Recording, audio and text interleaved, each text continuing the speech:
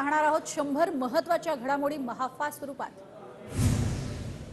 राज्यातील नागरिकांचं जीवनमान उंचावण्यासाठी सरकार कटिबद्ध। राज्यात गुंतवणूक वाढवण्यासाठी सरकारचे प्रयत्न, अर्थमंत्री अजित पवारांचा विश्वास। राज्याला 8,000 कोटींचा जीएसटी परतावा मिळाला। राज्याला वस्तू व सेवा कराची 8,618 कोटींची नुकसान भरपाई मिळाली। अर्थमंत्री अजित पवारांची माहिती।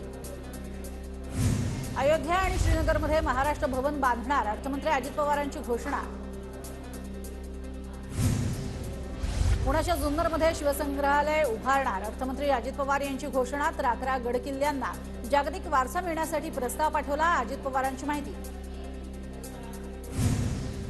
राज्यात 18 लघु उद्योग संकुल स्थापन करण्यात येणार, लघु उद्योग संकुलांमधून रोजगार निर्मिती होणार, अजित पवारांची घोषणा। विदर्भातील दुष्काळ दूर करण्यासाठी 2,000 कोटींची तरतूद, नदीपात्रात पाणी अडवण्यासाठी बॅरेजची कामं हाती घेतली आहेत, अजित पवारांची माहिती। औंधमध्ये एम्स रुग्णालय सुरू करण्याचा प्रस्ताव, आरोग्य सेवा क्षेत्रात जास्तीत जास्त सुधारणा करणार, अर्थमंत्र्यांची माहिती। शेतकऱ्यांसाठी सौर आणि कृषीपंप योजना राबवण्यात येणार, 8,50,000 नवीन कृषीपंप बसवण्यात येणार।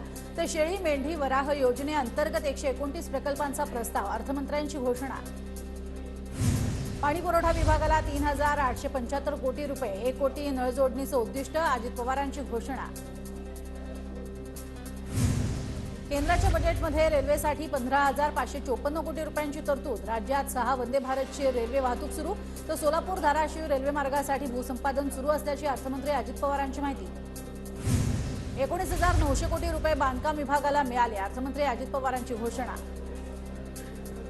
नगरविकास विभागासाठी 10,000 कोटींचा निधी प्रस्तावित, नियोजित रस्त्यांसाठी 6,000 कोटींचा निधी प्रस्तावित, अजित पवारांची माहिती। मूर्तिजापूर यवतमाळ रेल्वे मार्गाच्या विस्तारीकरणासाठी 50% निधी, राज्यातील रेल्वेचं जाळं वाढवण्यासाठी विशेष योजना। तर फलटण ते पंढरपूर रेल्वे मार्गाला सुद्धा मंजुरी। संभाजीनगर विमानतळाच्या विस्तारीकरणासाठी 500 कोटींचा निधीची घोषणा। तर नागपूरमध्ये मिहान औद्योगिक क्षेत्रासाठी भरीव निधीची तरतूद, अर्थमंत्री अजित पवारांची घोषणा। राज्यात बंदर विकासाची कामं हाती घेतली, वाढवण बंदरात 26% समभाग असल्याची अजित पवारांची माहिती। महाराष्ट्र ड्रोन मिशनसाठी मान्यता, 6 ठिकाणी विभागीय ड्रोन केंद्र, राज्याच्या अर्थसंकल्पातून अजित पवारांची घोषणा। पर्यटनाला चालना देण्यासाठी शाश्वत पर्यटन धोरण आखणार, राज्यातील 50 पर्यटक स्थळांची निवड केली जाणार। Theme park, water park, shopping mall, निवासी व्यवस्थाही करणार। निराधार अनुदान योजना, श्रावणबाळ योजनेच्या अर्थसहाय्यात वाढ, आता 1,500 रुपयांचं अर्थसहाय्य मिळणार, अर्थमंत्री अजित पवारांची माहिती।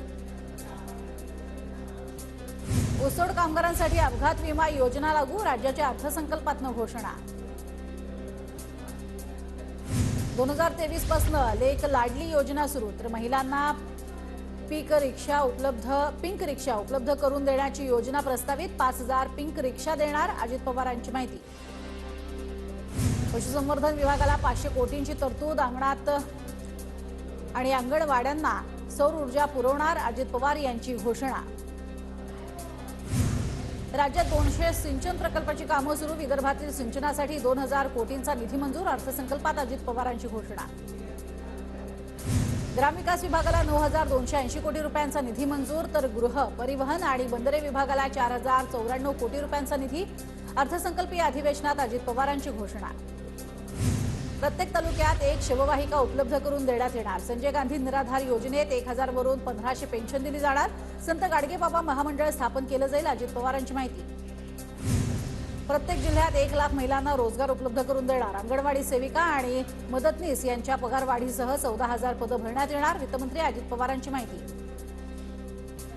जरांगेंबाबत माझी तक्रार नाही, जरांगेंची घेणं देणंही नाही, पण त्यांच्या मागे कोण हे शोधावं लागेल, चौकशी करून सगळं षडयंत्र बाहेर काढणार, फडणवीसांची माहिती। प्रत्येकानं आपली मर्यादा ओळखून बोलावं, कायदा सर्वांसाठी सारखा, कायद्यापेक्षा कोणी मोठं नाही, फडणवीसांवरील आरोपांवरनं शिंदेंनी जरांगेंना खडसावलं। जरांगेंची भाषा राजकीय आहे, जरांगेंकडनं फडणवीसांवर अतिशय खालच्या पातळीचे आरोप, मुख्यमंत्री शिंदेंची प्रतिक्रिया। जरांगेंच्या आंदोलनाची एसआयटी मार्फत चौकशी होणार, शेलार आणि दरेकरांच्या मागणीनंतर विधानसभा अध्यक्ष राहुल नार्वेकरांचे सरकारला आदेश। मला कसलीही भीती नाही, बिनधास्त चौकशी करा, फक्त एसआयटी निपक्षपातीपणे करा, ईडी सारखं काम करू नका, जरांगे चौकशीसाठी तयार. राऊत म्हणाले, भाजपला संपवू. दुसऱ्या दिवशी जरांगे बोलतात, तुला निपटून टाकू. मुख्यमंत्र्यांना शेवटची संधी असंही जरांगे म्हणाले. धमकी देण्याची हिंमत जरांगेमध्ये आली कशी, आशिष शेलारांचा सवाल.